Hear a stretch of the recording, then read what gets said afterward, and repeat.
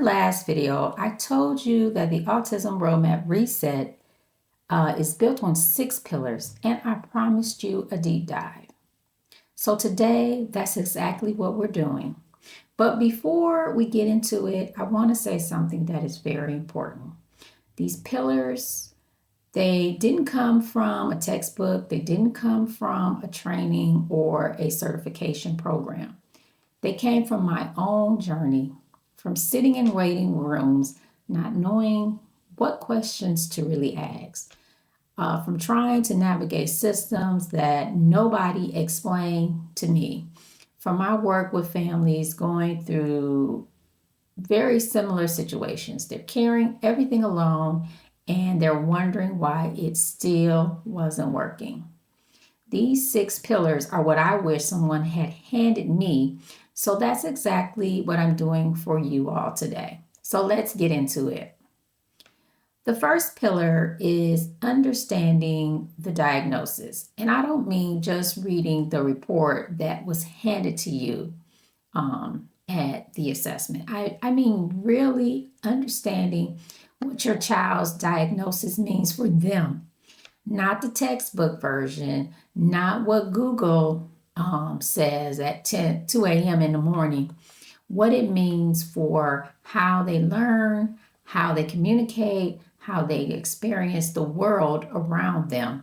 So when we were in the process of getting answers for my son, I realized nobody, and I mean nobody, was translating any of this for me. They were giving me information, but not understanding. And those are 2 very different things. That's where the roadmap begins, with understanding that is real and personal, not clinical and distant. Now, pillar number 2 is the one most people, they want to skip. And I understand why. Processing your emotions doesn't sound like strategy, right? It doesn't feel productive. But I want to be honest with you about something.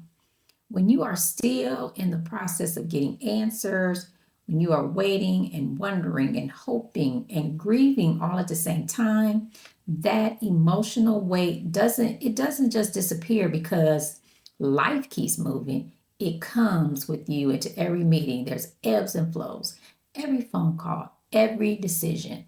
And you cannot show up fully for your child when you are quietly falling apart inside. This pillar, it gives you the permission to feel what you're feeling and a way to move through it so it doesn't move through you. Now let's move on to pillar number 3. This is building your support system. And I want to be real here. Having some support is not the same as having the right support. Having some support is not the same as having the right support. In the work that I do, I see this all the time. Parents have people around them who love them, but they don't understand what they're really going through. People who mean well, but they say the wrong things. People who show up, but not in the ways that actually help. This pillar is about being very intentional. You're identifying who truly gets it. You're building a circle that actually holds you up, not just one that's physically present. Because there is a difference between not being alone and not feeling alone. Now let's get to pillar number 4. This is the one that gets most parents. You're navigating school and various systems. The school system, the medical system, state services, and private services. None of them, they don't talk to each other. None of them hand you this guide on how to connect these dots. And all of them expect you to just walk in and know what you're doing. In my work with children and families, I have sat with so many parents who walked out of meetings feeling smaller than when they walked in them. Not because they weren't smart enough, not because they didn't care enough, but because nobody ever really showed them how these systems work, or that they even have the right to push back. This pillar changes that. It's about knowing your rights, understanding the language, and walking into every room like you belong there because you do belong there. Pillar number 5 is advocacy. And this one is very close to my heart because I believe with everything in me that you are the best advocate for your child, not the therapist, not the teacher, not the case manager. You. But advocacy is a skill. And like any skill, it has to be developed. You can love your child more than anything in the world and still not know how to advocate effectively for them in rooms that really weren't designed with you in mind. This pillar is about finding and using your voice, knowing when to push, knowing how to ask, and walking into every space with the confidence that what you have to say about your child matters because it really does matter. Now, let's get to the 6th and final pillar, burnout. I put this last not because it's the least important, but I put it last because it's often where parents are by the time they find me. And burnout for an autism parent doesn't always look like falling apart. Sometimes it looks like going through the motions. You're showing up, but feeling disconnected. You're doing everything, and you're feeling like it is never enough. Trust me, I know that feeling. I've been there. And in my work with families, I see it constantly. Parents who have been running on empty for so long, they don't even recognize it anymore.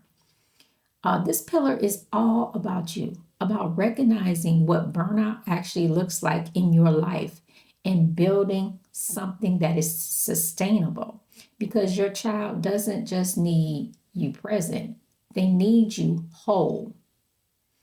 Now, here's what I want you to notice about these 6 pillars. They are not random. They are not an a la carte menu where you pick the comfortable ones and skip the rest. They are built on each other. You start with understanding because clarity creates confidence. You process your emotions because you can't think clearly when you're carrying all of this unspoken pain.